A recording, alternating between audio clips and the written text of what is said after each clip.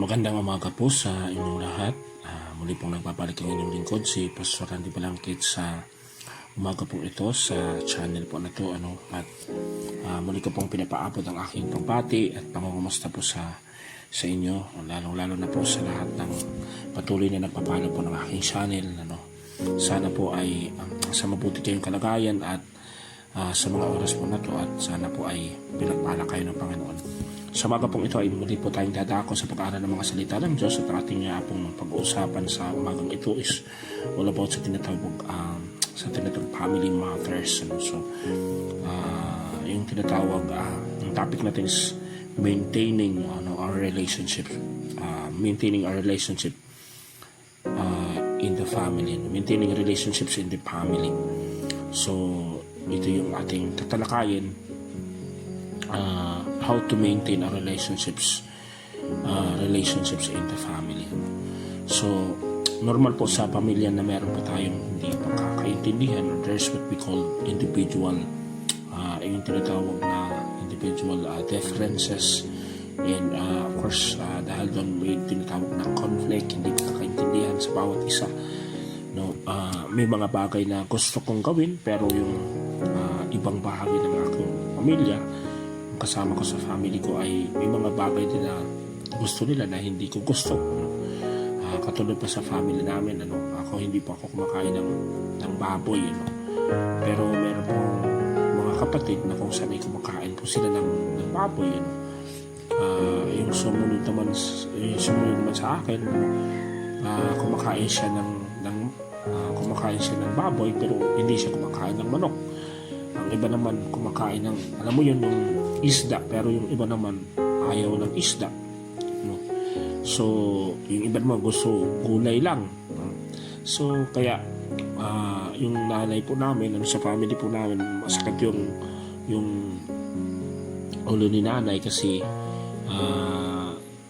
every time nakakain kami, palagi pong merong tinatawag conflict, kasi hindi lahat ay gusto yung isi-serve na pagkain, kasi may mga iba na gusto yung inihanda, pero yung iba naman ayaw naman, kasi nga meron pong tinatawag individual differences. Ganun din po sa tinatawag sa relationships. Napakahalaga po na kung saan ay ito yung reality na kung saan nakita po natin na bawat isa po ay merong pagkakaiba. Pero isang bagay lang po na pagamat merong pagkakaiba-kaiba, or merong individual differences bawat isa sa family, sa tinatawag mga member of the family, pero isa lang yung bagay na sigurado, ano man po ang mangyari, ano man po ang mangyari, ay of course isa lang po tayo sa ating pamilya. Walang ibang dadamay, walang ibang kakampi natin. Kahit anong mangyari is yung family po natin. Kaya napakahalaga na kung saan ay dapat bigyan natin ng halaga, importansya, yung tinatawag pamilya po natin. So in order for us to maintain our relationship as a family, meron pong mga sangkap na kinakailangan pong titimplahin natin, formula na dapat titimplahin po natin para ma-maintain yung relationship ng bawat isa bilang isang pamilya. Kasi yung una po ay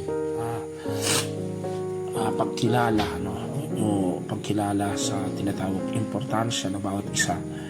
Pagkilala doon sa importansya ng bawat isa bilang kabahagi o kaparte ng pamilya, na kung wala sila ay hindi matatawag na buo ang isang pamilya.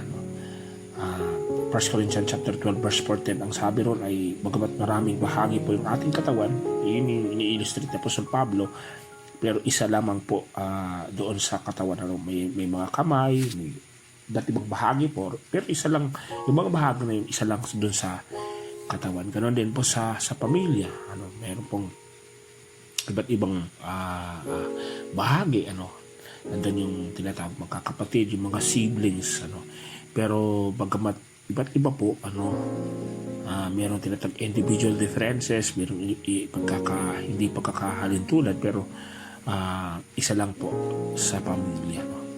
Dapat po makilala natin yung kahalagahan, yung importansya ng bawat isa And then po nun is yung tinatawag pagpapasalamat or pag-appreciate sa maliliit o malalaking mga bagay na nangyayari po sa loob ng pamilya, yung tinatawag appreciation, yung mga magulang doon sa mga anak, vice versa, mga anak doon sa ating mga magulang, So, yung tanong po ay dumating na po ba sa buhay po natin na in-appreciate po natin yung mga magulang po natin sa mga anak yun, na-appreciate na po ba natin ginawa po nila sa ating mga buhay, nagpasalamat na po ba tayo sa kanila, amen, in-acknowledge na po ba natin yung, especially when there's time na meron pong mga tinatawag occasion, tinatawag, napakahalaga po ng mga bagay na po, kasi ito yung tinatawag nagbibigay ng tinatawag, nag-a-add po ng tinatawag, ngayon tinatawag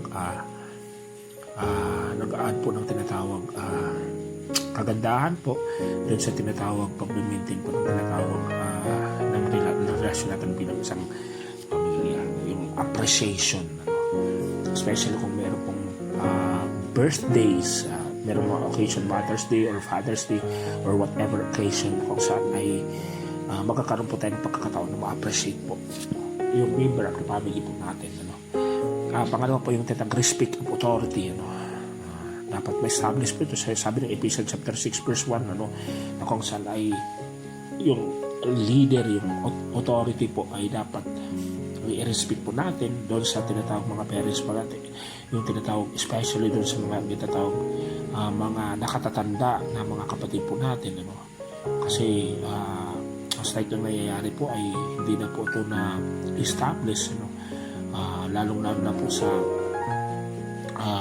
mga panahon po natin ngayon, pagdating sa tinatawag authority, kung minsan yung mga anak, ay talagang grabe, sila na po yung decision, sila po na po yung tinatawag nasusunod sa pamilya, lalong-lalo na po pag yung mga anak na ay talagang mga professionals na, sila na yung nasusunod po, sila na yung inuunor, hindi na po yung mga magulang.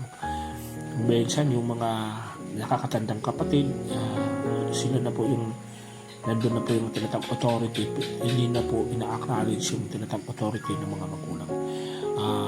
Ano pa mo pong mangyayari sa mga buhay po natin, kahit na po ikaw na yung tinatawag breadwinner, ikaw yung pinaka-professional, dahil ikaw yung tinatawag malaki yung kita, malaki yung income sa pamilya, ikaw yung bumubuhay sa pamilya mo, sa pagkakataon po na to ay hindi po maitatanggi na kung saan yung authority na establish po ng Panginoon ay doon sa mga tinatawag parents po natin. So we have to respect those authorities na yun. Pangatlo is stop avoiding or avoid blaming doon sa tinatawag sa family po natin. Kasi kung minsan doon sa mga conflict na nangyayari po ay nagkakaroon po ng tinatawag hindi po matatapos-tapos yung conflict. Kasi palagi po tayo nakaharap na kung sino yung masisisi. Stop or avoid blaming but be responsible and accountable doon sa mga tinatawag mga ginagawa po natin. Let us learn to speak the truth, learn to listen and be open.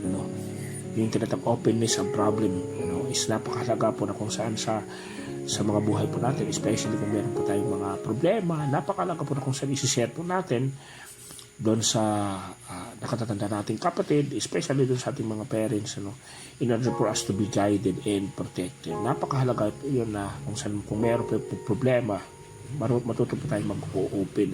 Huwag po natin i-open doon sa labas, huwag po natin i-open doon sa mga tao na kung saan ay pwede pong yung mga tao na yun ay instead na makatulong po ay dadalhin po tayo doon sa hindi maganda. So napakahalaga po na kung saan pag may mga problema po, magsisimula po ang lahat doon sa tinatawag openness doon sa tinatawag sa pamilya po natin. And pang-apat po yung tinatawag quality time. Ang buong pamilya po ay dapat mag-usap-usap, merong tinatawag quality time na dapat ma-develop yung closeness ng bawat isa. We have to allocate time for outing, bonding. Napakahalaga po nun going to beach or picnic in park, going to malls, napakahalaga po ng mga bagay na yung tinatawag quality time. Kasi most likely sa panahon natin yan, na yun na sobrang business po natin, ayun nawawala po na po yung tinatawag quality time sa family po natin. Panglima po is yung tinatawag forgiveness, na wala pong perfecto na pamilya, no? Pero pagkamat wala pong perfecto na pamilya, meron pong tinatawag mga shortcomings tayo, meron pong tinatawag conflict na nangyayari sa pamilya natin, ano? Kasi wala namang perfecto, no? Pero kailangan i-apply po natin yung tinatawag pagpapatawad sa bawat isa, yung forgiveness, ano? Napakahalaga po nito, no? Kasi sinasabi po sa Matthew chapter 18 verse 15, anong sabi po rito? Matthew chapter 18 verse 15. So babasahin ko lang po Matthew chapter 18 verse 15. Ano po ang sinasabi ng Bible na patungkol sa tinatawag pagpapatawad? Ano sabi po ng Panginoon? Matthew chapter 18 verse 15 po. Kung makasala sa iyo ang kapatid mo, puntahan mo siya at kausapin ng sarili mo tungkol sa kanyang kamalian. Kapag nakinig siya sa iyo, balik mo lang inyong pagsasamahan bilang magkakapatid. So only then, pag nagkakaroon pa na tinatawag pag-uusap, nagkakaroon pa na tinatawag restoration. So napakahalaga po ng tinatawag kung meron pong mga conflict na dapat pag-usapan, dapat i-settle kasi ano man mangyari ay lalong-lalo na po kung yung conflict ay manggagaling doon sa family po natin. Napakahalaga po na kung saan pag-aayos, reconciliation, kasi ano po ang mangyari ay salamat po tayong pamilya. So yun po yung mga formulas, yun po yung mga bagay na dapat isa katuparan para in order for us to maintain our relationship as a family. So napakahalaga po ng mga bagay na ito kasi sa totoo lang yung mga conflict, yung mga maliliit na mga bagay na kung saan hindi natin inaayos, ito yung mga bagay na kung saan ay magpapalala doon sa, kasi kaya nga meron po mga pamilya na kung saan ay hindi naging maayos kasi yung mga maliliit na bagay, yung mga bagay na kung saan ay hindi po naayos sa mga buhay natin, sa pamilya po natin, nagiging cause po ito na kung saan ang pamilya po natin ay mawasak, masira at hindi mo maging maayos. Kaya sa umagang ito, maraming salamat kung saan yung mga bagay na pinag-usapan natin, pinag-aralan natin ay magiging makatulong po ito in order for us to maintain our relationship as a family. And dalangin ko po na kung saan yung pamilya po natin, bawat pamilya po natin ay ma-establish po doon sa kalooban po ng Diyos na kung saan ay yung pamilya po natin ay ma-strengthen, maging malakas, maging matibay, and sa pamamagitan po ng tulong ng Panginoon, pundasyon po ng pamilya po natin ay walang iba kung hindi ang Panginoon. At kanyang mga salita, napakahalaga po na kung saan yung mga salita po ng Diyos ay ito po yung ating magiging guide in maintaining a relationship as a family. So maraming salamat po sa umaga po ito. Kung kayo pa ay napampala sa video po na to, sa ating pag-aaral po ngayon sa umagang ito, hindi ko po sa iyo na kung saan ay ikaw po ay mag-like and mag-share, and at the same time, huwag niyo pong kalimutang mag-subscribe sa channel po na to. Nagre-request po ako sa mga nagpapalo po sa channel na kung saan ay tulungan niyo po ako na kung saan ay yung channel po na to ay mag-grow, lumago po tayo, tulungan niyo po ako na kung saan yung channel po na to, yung ministry po na to ay tuluyan pong lumago kasi nasa 39 subscribers pa lang tayo, na bago pa lang po tayo.